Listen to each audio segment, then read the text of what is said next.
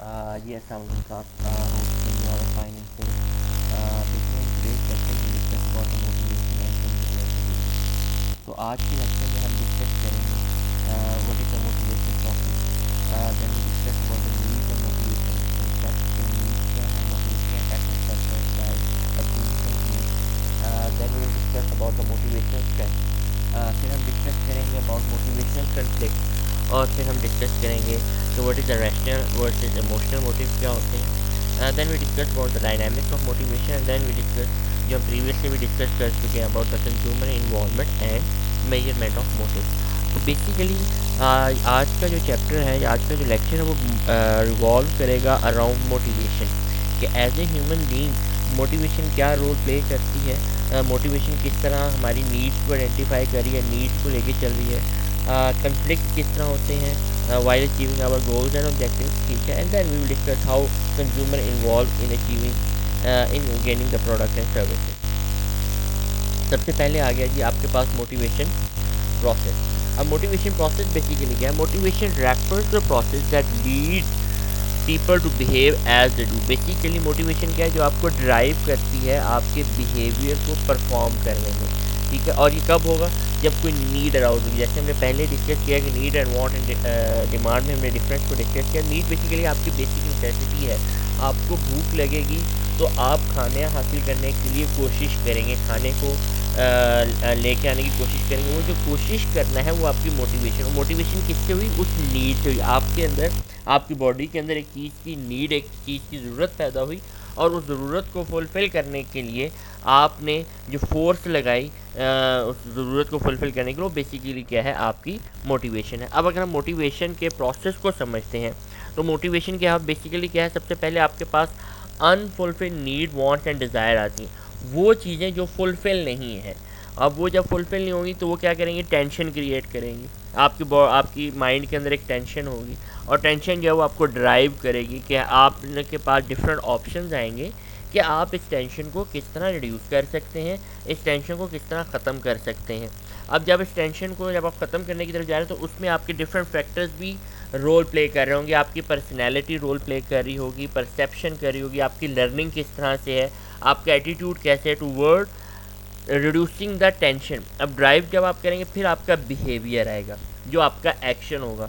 अब गोल और need fulfil, जब आप एक्शन करेंगे तो उससे आपकी नीड जो है वो फुलफिल हो जाएगी और आप एंड आपकी जो टेंशन है वो रिड्यूस होगी. तो ये पूरा एक प्रोसेस जो है that is about a motivation कि आपके अंदर एक अनफुलफिल नीड थी, वांट थी. आपके फॉर एग्जाम्पल सिंपल आपको प्यास लगी, पानी की प्यास लगी. ठीक है, पर टेंशन है यार गला खुश्क हो रहा है, अब मैंने उसको कैसे खत्म. अब आप उठेंगे, अपने रूम से उठेंगे, किचन की तरफ जाएंगे पानी पीने के लिए.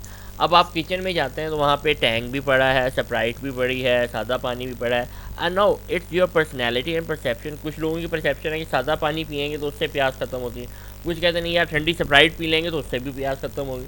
एंड देन द बिहेवियर, आपका एक्शन होगा. आपने एक गिलास पानी का भरा और पानी का एक गिलास पी लिया तो मीन आपका जो गोल था, नीड था, वो फुलफिल हो गया और उससे आपकी टेंशन जो है वो रिड्यूस होगी. तो ये एक प्रोसेस है आपके मोटिवेशन का जो कि आपको मोटिवेट करता है कि आपने अपनी जो अनफुलफिल नीड्स हैं उनको आपने कैसे फुलफिल नीड करना है, कैसे उनको अकम्प्लिश करना है. फिर हमारे पास नीड्स आ जाती हैं. हमारे पास 4 टाइप्स ऑफ नीड्स हैं. One is the biogenic needs, psychogenic needs, utilitarian needs and hedonic needs. अब सबसे पहले आगे बायोजेनिक नीड्स. जब बच्चा पैदा होता है ये नीड्स ऑटोमेटिकली इंस्टिल होती हैं उस पर्सन के अंदर. मीन्स पानी, फूड, शेल्टर, ये क्या है? ये आपकी बायोजेनिक नीड्स हैं. ये बेसिक नेसेसिटीज़ हैं जिनको आपने फुलफ़िल करना होता है, वो आपकी बायोजेनिक नीड्स है. साइकोजेनिक नीड्स क्या आ जाती हैं? जो कि with the passage of time आप एक सोसाइटी में रहते हुए आपकी साइकोलॉजिकल नीड्स हैं. लव एंड अफेक्शन है, वो आपके पास एक साइकोलॉजिकल नीड है. उस नीड को भी आप फुलफ़िल कर रहे हैं. फॉर एग्जांपल आप with the passage of time जैसे आपका एज इंक्रीज़ हुई, बायोजेनिक नीड्स आपकी फुलफ़िल हो रही हैं. अब आप नेक्स्ट जो जाएंगे आप किस पे जाएंगे? बायोजेनिक नीड, साइकोजेनिक नीड्स के ऊपर. साइकोजेनिक नीड्स होंगी. फिर उसके बाद आते हैं आपके पास यूटिलिटेरियन नीड्स. यूटिलिटेरियन नीड्स होती हैं जो कि आपकी एवरीडे प्रोडक्ट्स हैं, जो आपकी ज़रूरत के प्रोडक्ट्स हैं. ठीक है, जो कि आपके इमोशनल और सेंसरी अटैचमेंट्स होती हैं उन प्रोडक्ट के साथ. फॉर एग्जांपल वॉच है, ये चीज़ें जो आपको एक यूटिलिटेरियन, जो आपकी एक यूटिलिटी को फुलफ़िल कर रही है कि आपकी घड़ी क्या है, आपके टाइम को घड़ी आप क्यों पहनते हैं, आप उससे टाइमली अपने टाइम को नोट कर सकते हैं. सेम एज इट इज जब आपके पास आता है हेडोनिक नीड्स, जो हेडोनिक नीड्स हैं वो बेसिकली आपकी जो ख्वाहिशात हैं वो नीड जो आपको फुलफ़िल कर रही होती है। आप कहते हैं मोबाइल है, मोबाइल से आप यूटिलिटेरियन नीड को फुलफ़िल कर रहे हैं, आप कहते हैं मेरे पास मोबाइल जो है वो स्मार्टफोन होना चाहिए, तो वो क्या है आपकी हेडोनिक नीड है। Then needs and motivation concept, जैसे हमने पहले बात की कि needs may be any of the type, biogenic हो सकती है, साइकोजेनिक हो सकती है, यूटिलिटेरियन हो सकती हैं, या आपकी हेडोनिक नीड्स हो सकती हैं। Desire and state is the goal, इसका क्या है कि आपने एंड स्टेट क्या है कि आपको उसको अचीव करना है। द डिग्री ऑफ अराउजल, जो चीज़ आपको मोटिवेट करेगी, जो आपके अंदर आपकी बॉडी के अंदर क्या है कि मैंने इस चीज़ को हासिल करना, वो क्या है drive. A personal and culture factors combine to create a want, हमने कहा जो नीड है वो आपकी वांट में कन्वर्ट होती है। And motivation is describe in term of strength and direction, तो मोटिवेशन बेसिकली क्या है आपको स्ट्रेंथ प्रोवाइड करती है और आपको डायरेक्शन प्रोवाइड करती है कि कैसे हमने इस नीड को फुलफ़िल करना है। देन हमारे पास आते हैं जी गोल्स। गोल्स में जब हम सबसे पहले जाते हैं the sort after result of motivation behaviour, सबसे पहले आपके पास जेनेरिक गोल्स हैं, फिर प्रोडक्ट स्पेसिफिक गोल हैं। Generic goals are general categories that consumer see as a way to fulfil their needs. Generic goals हैं जो आपके जेनेरिक से, फॉर एग्जांपल आपको मैंने जैसे कि मोबाइल की बात की प्रीवियस एग्जांपल में, स्मार्टफोन चाहिए, आपको मोबाइल चाहिए, that is for the communication purpose, that is your generic goal कि आपको मोबाइल चाहिए फॉर कम्युनिकेशन। फिर आते हैं प्रोडक्ट स्पेसिफिक, आप स्पेसिफाई करते हैं ब्रांडेड प्रोडक्ट और service that consumer select as their goal. आप कहते हैं कि मैंने स्मार्टफोन लेना है तो मैंने हवावे का लेना है, मैंने या सैमसंग का लेना है, या मैंने शॉमी का लेना है, तो ये क्या आ गया आपके प्रोडक्ट स्पेसिफिक गोल आ गए। फिर the goal selected by individual depend on their, आपकी जो गोल सेलेक्ट हो रहे होते हैं वो किस चीज़ के ऊपर डिपेंड कर रहे होते हैं, depend on your personal experience, आपका पर्सनल एक्सपीरियंस क्या है, पर्सनल लर्निंग क्या है। Then your physical and financial capacity, आपकी फ़िज़िकल कैपेसिटी, आपके रिसोर्सेज आपके पास कितने हैं कि क्या आप उस चीज़ को अचीव कर सकते हैं। आपके नॉर्म्स एंड वैल्यूज़ कैसे उस पर अफेक्ट करें, यानी कि कल्चर भी अफेक्ट कर रहा होता है in your selecting the goal. And goal accessibility in the physical and social environment, कि क्या आप उस गोल को ईजिली एक्सेस कर सकते हैं, उस गोल को ईजिली हासिल कर सकते हैं, वो भी आपकी सिलेक्शन ऑफ गोल के ऊपर चीज़ इम्प्लीमेंट कर रही होती है। फॉर आपके पर्सनल एक्सपीरियंस, आपकी फिजिकल एंड फाइनेंशियल कैपेसिटी, आपके culture norms and values and your goal accessibility. Then हमने जैसे पहले बात की आपकी जेनेरिक गोल्स हैं, फिर आपके पास प्रोडक्ट स्पेसिफिक गोल्स हैं, फिर आपके पास सब्स्टिट्यूट गोल्स हैं। अब सब्स्टिट्यूट गोल क्या आ गया कि अगर आप अपने प्रोडक्ट स्पेसिफिक गोल को हासिल नहीं कर सकते तो उसके सब्स्टिट्यूट के तौर पे आपके पास क्या चीज़ें हैं जो जिससे आप अपनी उस नीड को, अपनी उस टेंशन को ख़त्म कर सकते हैं। फॉर एग्जांपल अगर आप अभी सैमसंग नहीं परचेज़ कर सकते, क्यों, आपके पास फाइनेंशियल कैपेबिलिटी नहीं थी कि आप सैमसंग परचेज करें, तो आपने क्या किया, आपने इन्फिनिक्स का एक मोबाइल परचेज किया। अब वो आपका सब्स्टिट्यूट गोल था। अब वो गोल क्यों सेट हुआ, due to your financial constraint, ठीक है। तो बेसिकली क्या आते हैं, are use when a consumer can not attain a specific goal, कि आप सैमसंग नहीं परचेज कर सकते, तो आपने एंटिसिपेट किया कि जो कि आप उसको एंटिसिपेट करेंगे कौन ऐसा चीज़ है जिससे मैं उसकी अपनी नीड को, अपनी टेंशन को सेटिस्फाई कर सकता हूँ, नीड को फुलफिल कर सकता हूँ। तो सब्स्टिट्यूट विल जो है गोल वो आपको डिस्पेल करेगा, आपकी टेंशन को रिड्यूस करेगा और may actually replace the primary goal over time. हो सकता है with the passage of time आपके यार इन्फिनिक्स का मोबाइल भी अच्छा है, इसके भी जो सॉफ्टवेयर है वो अच्छा है, बैटरी टाइमिंग अच्छी है, चलो ये भी चाहिए, तो उसने आपके जो प्राइमरी गोल था उसको कवर अप कर लिया। फ्रस्ट्रेशन कब होती है कि when you are fail to achieve the goal may result in frustration, जब आपको जेनेरिक, आपको प्रोडक्ट स्पेसिफिक गोल भी नहीं मिला, आपको सब्स्टिट्यूट गोल भी मिला, फिर आप कहाँ जाएंगे, फ्रस्ट्रेशन की तरफ। आपको कोई मोबाइल ना मिला तो आप फ्रस्ट्रेशन की तरफ जाएंगे।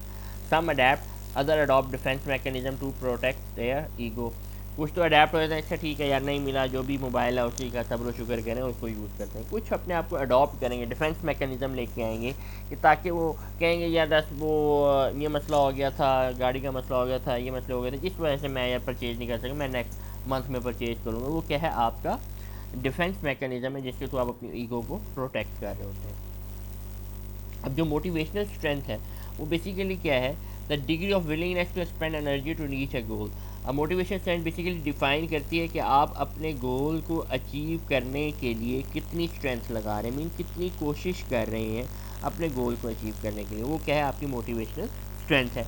अब मोटिवेशन स्ट्रेंथ में हम दो थ्योरीज को डिस्कस करते हैं, one is the drive theory and other one is the expectancy theory. अब ड्राइव थ्योरी क्या कहती है कि आपकी जो बायोलॉजिकल नीड्स हैं that produce unpleasant state of arousal, for example hunger, वो आपको ऑटोमेटिकली ड्राइव करेगी टूवर्ड्स दैट थिंग कि भाई मैंने अपनी भूख को ख़त्म करना है, वो ड्राइव थ्योरी। एक्सपेक्टेंसी थ्योरी क्या है कि behaviour is pulled bye expectation of achieving desirable outcome. For example या आप कहते हैं कि मैंने स्मार्ट होना है, तो आपको जिम जो है वो पुल करेगा कि मैंने आप जिम की तरफ आएँ, जिम करेंगे तो आपके जो है आप अपने वेट को है वो रिड्यूस कर सकते हैं। वो आपकी एक्सपेक्टेंसी थ्योरी है कि बिहेवियर जो है वो पुल करता है बाय एक्सपेक्टेशन कि यार मैंने उस गोल को अचीव करना है। फॉर एग्जांपल आप कहते हैं कि जी मैंने अगर एक अच्छा कॉर्पोरेट एम्प्लॉय बनना है तो मैं अभी से हार्ड वर्क शुरू करूँगा, मैं अभी से मेहनत शुरू करूँगा। तो वो बेसिकली क्या आपकी एक्सपेक्टेंसी थ्योरी है कि उस गोल को, डिज़ायरेबल आउटकम को अचीव करने के लिए आज से मेहनत करना शुरू कर रहे हैं। That is your expectancy theory. Goal valence क्या होता है? कंज्यूमर बेसिकली वो वैल्यू जो कंज्यूमर डिफाइन करता है। एक होता है approach positive goal and approach negative goal. अगर आप इसको डिफाइन करते हैं तो आपके पास टाइप ऑफ मोटिवेशन कन्फ्लिक्ट हैं, वो क्या होता है? अप्रोच है, अप्रोच अवॉइडेंस है या अवॉइडेंस है। अप्रोच में क्या आता है? या आपके पास टू डिज़ायरेबल अल्टरनेटिव, आप दोनों को हासिल कर सकते हैं। वहाँ पे आपके पास एक कॉग्निटिव डिसोनेंस आएगी। वहाँ पे आपके पास आप फॉर एग्जांपल आप कहते हैं कि मैंने सैमसंग मोबाइल परचेज़ करना, तो आप सैमसंग भी परचेज़ कर सकते हैं और आप क्या कर सकते हैं कि आप आईफोन भी परचेज़ कर सकते हैं। अब आप सैमसंग और आईफोन के अंदर कन्फ्लिक्ट हो जाता है, यार मैं सैमसंग लूँ या मैं आईफोन लूँ। अब वहाँ पे आपकी कॉग्निटिव डिसोनेंस होगी, या उसका सॉफ्टवेयर अच्छा है, उसके कैमरे का रिजल्ट अच्छा है, नहीं उसकी बैटरी टाइमिंग अच्छी है, तो वहाँ पे आपका एक कन्फ्लिक्ट राइज होगा। अप्रोच अवॉइडेंस में इजीली होता है कि आपको सिंपल पता है कि positive and negative aspect of the desire product आपको पता होता है कि एक के पॉजिटिव एस्पेक्ट क्या हैं, एक के नेगेटिव एस्पेक्ट क्या हैं, तो इजीली आप उस कन्फ्लिक्ट को रिजॉल्व कर सकते हैं। एक होता है अवॉइडेंस, आप दोनों को अवॉइड करना चाह रहे हैं, facing a choice with two undesirable alternative. तो आपको पता है दोनों तरफ ही मसला है, दोनों तरफ ही आप फॉर एग्जाम्पल मैं सिंपल एग्जाम्पल बात करता हूँ। ईद का दिन है और आपके घर वाले कहते हैं कि मामू खाला के घर जाना है और या फूफो के घर जाना है। आपको दोनों के घर जाने को दिल नहीं है, वो क्या है? आपकी अवॉइडेंस है, ठीक है। तो आप लेस अवॉइडेंस वाली स्टेज पे चलेंगे, लेस नेगेटिव आउटकम्स वाले पे चले जाएंगे। आपके चलो या खाला के घर चले जाते हैं, आप कहते हो फूफो के घर चले जाते हैं, तो वो क्या है? आपकी अवॉइडेंस की स्टेज। तो ये मोटिवेशन कन्फ्लिक्ट अराइज होते हैं इन योर माइंड। फिर what is the difference between rational versus emotional motive? Rational implies that consumers select goals based on totally objective criteria such as size, weight, price और miles per gallon। अब rationality में क्या होगा कि आपके mode आप rational logically चीज़ों को देखेंगे, लॉजिकली चीज़ों को सोचेंगे। For example if you have to purchase a car, आप उसको लॉजिकली देखेंगे, यार अच्छा इसकी माइलेज क्या है, इसका हॉर्स पावर कितनी है, इसमें इंजन कितने पावर का लगा हुआ है।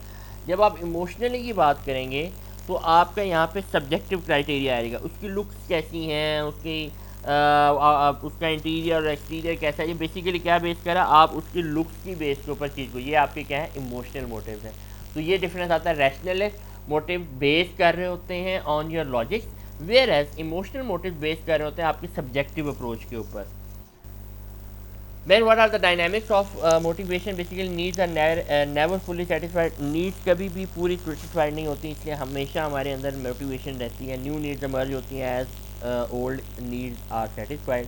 people who achieve their goals set new and higher goals for themselves। अगर आपने एक चीज़ अचीव कर ली है doesn't mean कि आप वहाँ पे रुक जाएंगे, आप अपने साथ और गोल सेट कर लेंगे, और चीज़ों और अपने स्टैंडर्ड्स को हाई कर लेंगे ताकि आप वहाँ पे उनकी।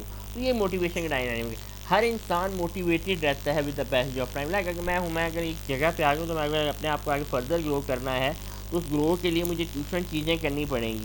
तो वो क्या है? मैंने एक गोल अचीव कर लिया, मैंने एक और गोल सेट कर लिया। जब मैं उसको अचीव कर लूँगा then I move forward to another goal. Then what are the specific needs and buying behaviour. आप कोई भी चीज़ जो ख़रीदते हैं वो किस बेस पे ख़रीदते हैं, उसका बिहेवियर से क्या रिलेशन है। तो आप चीज़ें 4 बेसिस पे ख़रीदते हैं। One is need for achievement, need for affiliation, need for power and need for uniqueness. अब need for achievement, value personal accomplishment. For example you are place a premium on product that signify success, luxury brand and technology product. आप कुछ लोग technology product इसलिए purchase करते हैं, वहाँ पे वो शो करना चाहते हैं नीड फॉर अचीवमेंट। अगर I have purchase that product because of that is technology friendly. For example लोग इलेक्ट्रिक कार की तरफ जाएंगे because of need for achievement. Need for affiliation क्या होते हैं? Want to be with other person. आप कोशिश करते हैं कि मैं भी उस ग्रुप के साथ अपने आप को एसोसिएट कर सकूँ, तो वो आपके क्या है? एक नीड फॉर एफिलिएशन है। Focus on product that use in group. For example आप स्मोकिंग के ब्रांड की बात करें तो डिफरेंट लोग जो है वो अपने आप गोल्ड लीफ के साथ एसोसिएट कर रहे होते हैं, वो क्या है? या हम बेवरेजेस की बात करें, कोक की बात करते हैं, कोका कोला, तो वो या वो ग्रुप सारे कोक पीते हैं, that's why I also like Coke. वो क्या है, नीड फॉर एफिलिएशन है। नीड फॉर पावर क्या है, कंट्रोल वन एनवायरनमेंट, कि जहाँ पे आप कोशिश करते हैं कि अपनी इन्वायरमेंट को आप क्लोज कंट्रोल कर सकें। Focus on the product that allow themselves to have mastery over surrounding. For example देखें, बाद लोग बड़ी गाड़ियाँ सिर्फ इसलिए रखते हैं ताकि दिखा सकें कि we have a power, we can control the thing. तो वो क्या है, नीड फॉर पावर है, ठीक है। अपने इस वजह से वो चीज़ें उसकी परचेजिंग में भी वो चीज़ नज़र आएगी। देन आता है need for uniqueness, third one individual identity. आप अपने आप को एक डिफरेंट या यूनिक शो करना चाहते हैं, तो उस वजह से आपकी जो परचेजिंग है वो यूनिक होगी। आप वो प्रोडक्ट फोकस करेंगे जो आपको एक यूनिक करेक्टर दे रहे होंगे, जिसमें आपके परफ्यूम एंड क्लोथिंग में जो परचेज होती है वो आपकी नीड फॉर यूनिकनेस होती है। आप चीज़ों को देखते हैं, परफ्यूम आप वो यूज़ करते हैं जो आप कहते हैं कि मुझे अपने आप को एक डिफरेंटली शो करें in front of other people, तो वो क्या है, आपकी नीड फॉर यूनिकनेस है। फिर हमारे पास मैस्लो नीड ऑफ हायरार्की आती है। Maslow need of hierarchy basically depend करती है 5 चीज़ों पे है। उसने कहा जी इंसान की जो नीड्स हैं लोअर एंड से स्टार्ट होती हैं और हायर एंड तक जाती हैं, और जब वो एक नीड फुलफ़िल होती है तो नेक्स्ट लेडर पे जाता है, नेक्स्ट फुलफ़िल होती है तो थर्ड पे, फिर थर्ड से 4 और 4 से 5th। सबसे पहले जो उसने बताया, उसने कहा सबसे पहली जो नीड है that is a physiological need. इंसान की सबसे पहली जो ज़रूरत है वो है वाटर, स्लीप एंड फूड। और इंसान सोना चाहता है, इंसान को कहता है मेरे पास खुराक हो, पानी। जब उसके पास खुराक, पानी और सोने की जगह मुयसर आ जाती है, फिर वो सेफ्टी नीड की तरफ जाता है। वो कहता है कि जी मेरे पास अब ये है तो मेरे पास अपना घर भी होना चाहिए, जहाँ पे वो सेफ्टी, शेल्टर और प्रोटेक्शन की बात करता है। आफ्टर सेफ्टी नीड वो बिलोंगिंगनेस की तरफ जाता है। जब उसको खाना भी मिल गया, रिहाइश भी मिल गया, अब वो क्या कहेगा कि मुझे लोग पसंद भी करें, लव एंड फ्रेंडशिप आपके हो, एक्सेप्टेंस बाय अदर्स हो। फिर आप जाते हैं ईगो नीड्स के ऊपर। ईगो नीड्स कहती हैं जिसको हम सेल्फ़ एस्टीम कहते हैं। सेल्फ़ एस्टीम में क्या होता है कि आप कहते हैं कि मैं कोई काम करूँ तो लोग मेरे स्टेटस को भी डिटरमाइन करें। मीन्स आपकी फिजियोलॉजिकल नीड फुलफ़िल हो गई, सेफ्टी फुलफ़िल हो गई, बिलोंगिंगनेस होगी, फिर आप आते हैं सेल्फ़ एस्टीम की तरफ कि मैं जो काम करूँ लोग उसको सराहें, लोग उसको कहें वाह यार बाकी बड़ा अच्छा काम किया, या एक स्टेटस सिंबल हो कि यार ये बंदा बिजनेसमैन है या ये बंदा अकाउंटेंट है। अब वो क्या है, एक आपके पास एक ईगो नीड है, एक प्रेस्टीज है जो आपको मिल रही है, ठीक है। Then you move toward self actualization. Self actualization में यह है कि आप कहते हैं कि यार मेरी जो पर्सनैलिटी है वो इस तरह से डेवलप हो, अगर मैं इस दुनिया में नहीं भी रहता तब भी लोग मुझे याद रखें, वो सेल्फ एक्चुअलाइजेशन में है। तो वो बेसिकली डिपेंड कर रही होती है, अगर हम प्रोडक्ट्स के लिहाज से देखें, जो मेडिसिन हैं, स्टेपल्स हैं, आइटम जेनेरिक्स, वो आपके फिजियोलॉजिकल नीड्स हैं। अलार्म सिस्टम आपके सेफ्टी नीड्स में, क्लोथिंग जो आपकी बिलोंगिंगनेस में है, ईगो नीड्स आपकी कार एंड फर्नीचर आ गया, एंड सेल्फ रिलैक्सेशन जो आपकी सेल्फ फुलफिलमेंट है, जो आपकी ज़ात के साथ मुंसलिक है, that is your travel and education. तो ये आपकी एक जो मैस्लो हायरार्की ऑफ नीड्स उसने डिफाइन किया था कि 5 हैं। पहली आपकी फिजियोलॉजिकल नीड है, जब वो फुलफिल होती है तो पर्सन सेफ्टी की तरफ जाता है, सेफ्टी फुलफिल होती है तो बिलोंगिंगनेस की तरफ जाता है, बिलोंगिंगनेस फुलफिल होती है तो ईगो नीड या सेल्फ एस्टीम की तरफ जाता है, and then go for self actualisation. तो there is an ad of car जिसमें वो दिखा रहे हैं नीड ऑफ सेफ्टी कि आपको किस तरह सिक्योर रख रही है। देन ये आपकी अपील कर रही है फॉर योर फिजियोलॉजिकल नीड्स, क्योंकि रिलेट कर रही है विद फूड आइटम्स, ठीक है। Then to which of Maslow need does this ad appeal, ये बेसिकली आपके सेल्फ एक्चुअलाइजेशन को अपील करिए कि you want to be shining star in the world. तो आप अगर वो चैनल बनना चाह रहे हैं तो यू कैन मूव और get that type of education. तो बेसिकली क्या, जो आपके सेल्फ के साथ रिलेट करिए, जो आपकी शख्सियत को डिफाइन करिए, that is your self actualization. Then consumer involvement, as we discussed in the previous lecture as well. Consumer involvement basically perceive relevance of an object based on one need, values and interest। कि जो आपकी consumer involvement है वो base कर रही होती है कि जो ऑब्जेक्ट या प्रोडक्ट या सर्विस जो आप परचेज करना चाह रहे हैं वो आपके साथ कितनी रेलेवेंट है with respect to the needs and interest. यहाँ पे अगर हम देखते हैं तो यहाँ पे आपके पास एंटीसीडेंट ऑफ इन्वॉल्वमेंट है, पॉसिबल रिजल्ट ऑफ इन्वॉल्वमेंट है। जो आपके पास एंटीसीडेंट है किस बेसिस पर आप इन्वॉल्व होते हैं, उसमें आपके नीड पर्सन फैक्टर जिसमें need, importance and interest values हैं। ऑब्जेक्ट और स्टिमुलस जिसमें डिफरेंशिएशन ऑफ अल्टरनेटिव है, सोर्स ऑफ कम्युनिकेशन है कि कहाँ से आपको कम्युनिकेट किया जा रहा है। दैन सिचुएशन फैक्टर्स है किस टाइम पे आप ये चीज़ परचेज करना चाह रहे हैं। इन्वॉल्वमेंट होती है विद एडवर्टाइजमेंट के साथ, प्रोडक्ट के साथ या परचेज डिसीजन के साथ। तो उसके जो इम्पैक्ट आएगा, जो रिज़ल्ट आएगा, या तो आपकी परचेज या इफेक्टिवनेस होगा, ad to induce purchase, ad ने आपको अफेक्ट किया होगा, प्राइस ने अफेक्ट किया होगा, या पर्टिकुलर ब्रांड है उसने अफेक्ट किया होगा, या आपके अमाउंट ऑफ इंफॉर्मेशन रिसर्च है उसमें इंक्रीज हुआ होगा.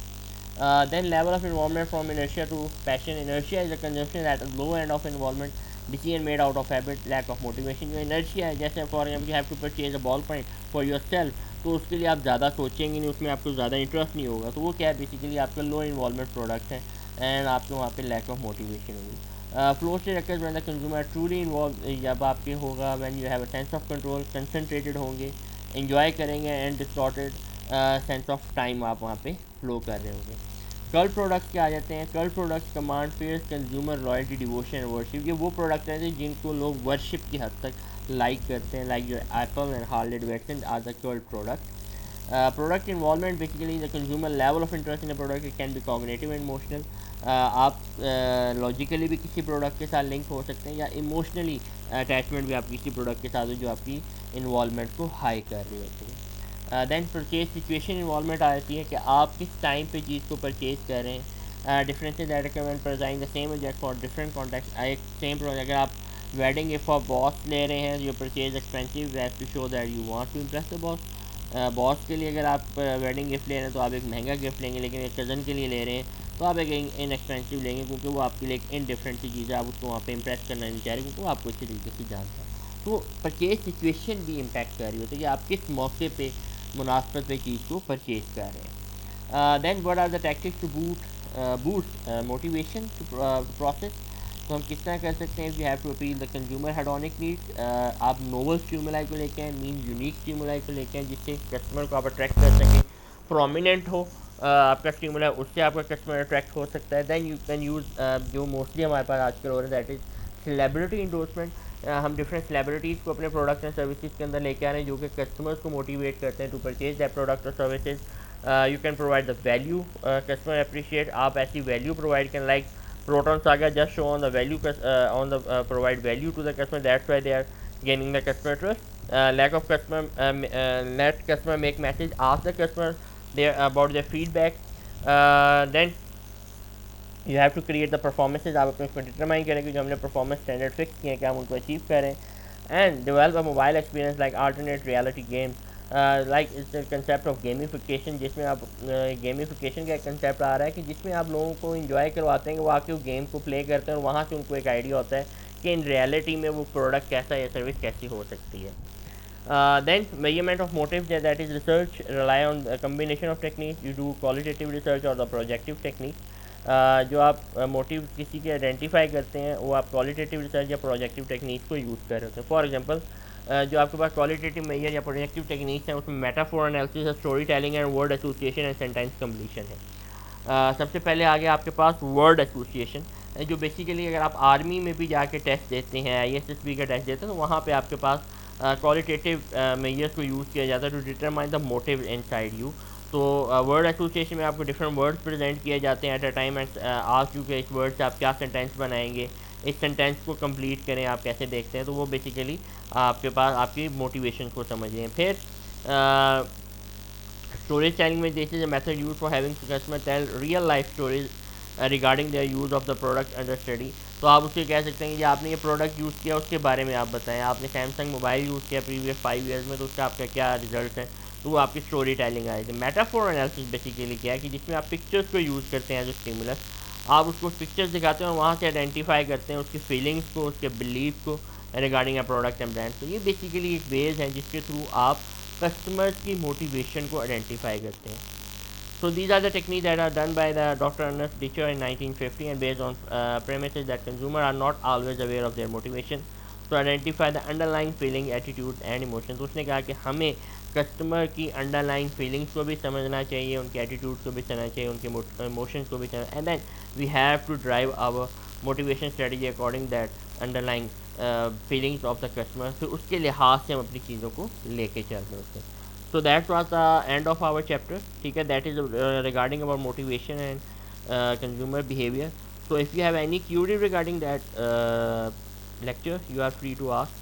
So thank you for your listening. Allah Hafiz.